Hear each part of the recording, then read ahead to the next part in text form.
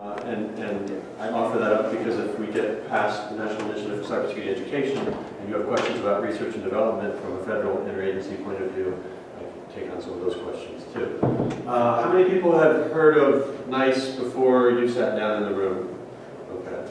How many people are from government in the room? So you're government, everybody government? Can I just, we have a small enough room, is it okay if I ask everybody to introduce themselves and then I can learn about who you are and so you want to start? Sure. Jim Johnson, Congressional Budget Office. Beth McCall, Intelligent Decisions. Peter Mel from NIST. Spiro Papagica with the HSB 12 MSO and GSA. Okay. Bill Cooper with Cisco Systems. I'm responsible for our cybersecurity business and I'm a former intelligence guy. Cool. James Young from Cisco. I do our government certifications. Bob e-commerce. Okay. I've only been at NIST for a year. The previous 20 some odd years, I was an NSA employee, and the most recent 5 years I was down at the Pentagon in the Office of Secretary of Defense working for originally the DDR&E, and then I shifted over to Bob Lentz and the NII organization, where information assurance was my focus.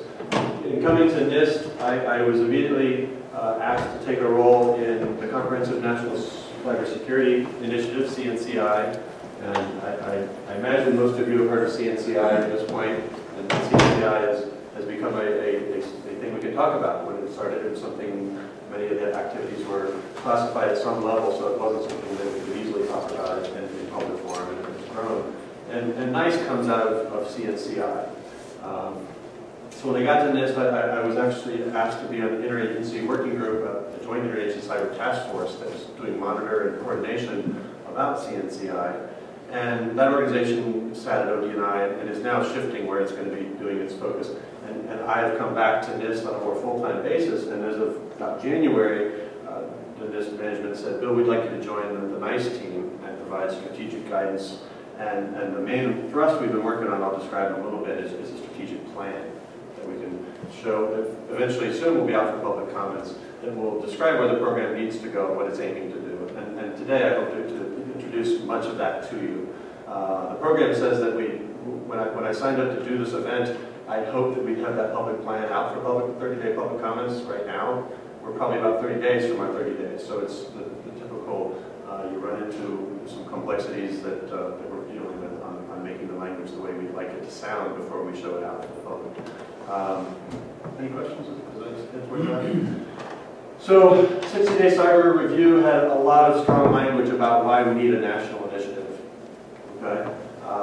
There's a huge component of the folks just don't necessarily have all the tools and the knowledge to really understand that cybersecurity is an area that there is risk. So to try to teach all the citizens about cybersecurity risk and make them aware.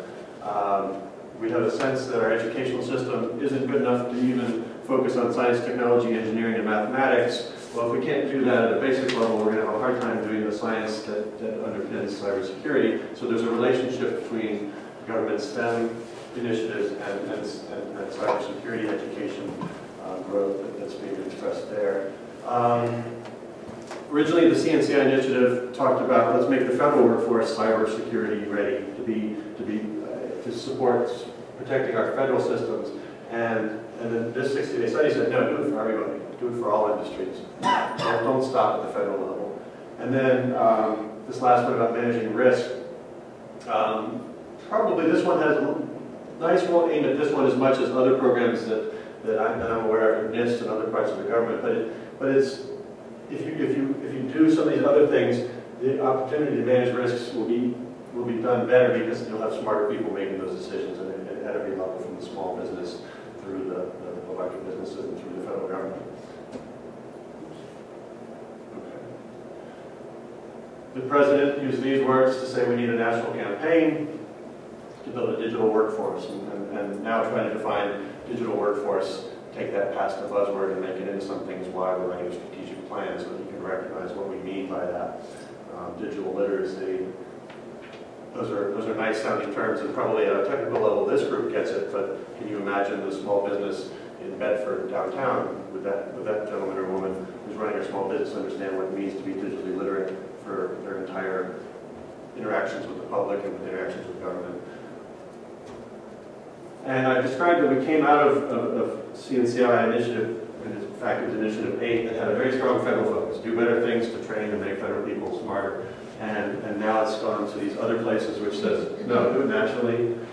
Don't just make federal employee awareness. And everybody who's a federal employee in the room knows that they go through some sort of information assurance training on a yearly basis. Well, let's figure out if there's a way to do stuff like that and more for the public. Education and training on instead of filling jobs. Let's also now focus on getting people interested in the field and changing curriculum and recognizing the right kind of curriculum to create the kind of workforce we need in the future.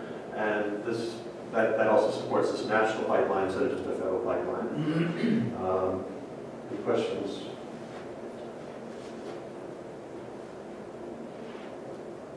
There are 4 main components. We used to call them tracks, and we decided that tracks don't cross enough and don't interrelate enough. And so components, we felt we could describe them working together. The Department of Homeland Security has the lead for running the National Cybersecurity Awareness Campaign. And if you've been paying attention the last 7 years, it's an October Cybersecurity Awareness Month that they use as the main focus. We have a notion of turning that month into a year-long campaign. They don't stop the work when it hits November 1st, but they do a lot of the building of awareness during that month with activities. Well, we're trying to make those activities happen year-round and to take advantage of their activities to promote the other components that I'll be describing in a second. Formal cybersecurity education, the right roles for the people, Department of Education and the National Science Foundation are the co-leads. And I've used the word, we have STEM written down here again, science, technology, engineering, and mathematics.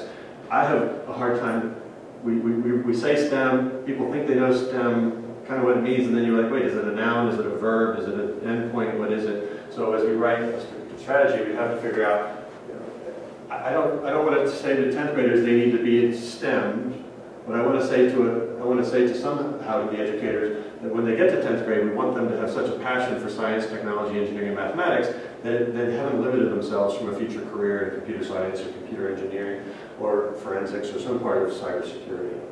And trying to get that language out and to push on these programs is going to be the hard part. This is the easy part. Describing what we want to do, easy. The rest we'll figure out as we move forward. So the third and fourth components. It's always funny. Slides don't look like a build until you run them. You forget that you should test them. I'll admit that Ernest McDuffie is the lead for NIST. He's the lead, and he's been going around the country, and there's a slide later to show you how often and where he's been in a big sense. This is my first time in reaching out to do this, and so he's been running with these slides, and I will run with them for the future now. So, cybersecurity workforce structure. Homeland Security has a lead on this. OMB has done a major activity recently where they put down competency models for cybersecurity in the federal workforce. And that was something they published, I think, on February 16th. And it has a whole list of things. And now to take those models and start implementing them, there are probably people in the room who actually have that in their job jar that I don't. But in describing it for the federal government, we'd like to take those kind of same models and make them reusable for private sector. And to make this notion of recognizing the right kind of jobs so that people will want to take on cybersecurity roles, that they won't just fall into them. And then when they decide they want to take on those roles, they understand the core competencies they need to be working on, and what kind of training and what kind of formal education they might need to get. Any questions? And then the last component is training the people and doing the professional development for people who are already in the field. I'm sure the vendor community and the folks here, there's a strong representation of people who have different certifications, different degree levels, and you'll probably find that the smartest person in the room during a discussion doesn't necessarily have all the same things you have, and how to balance that, document what you might need, and deal with it. There's a legacy there of CISSPs and other kinds of things, and PhD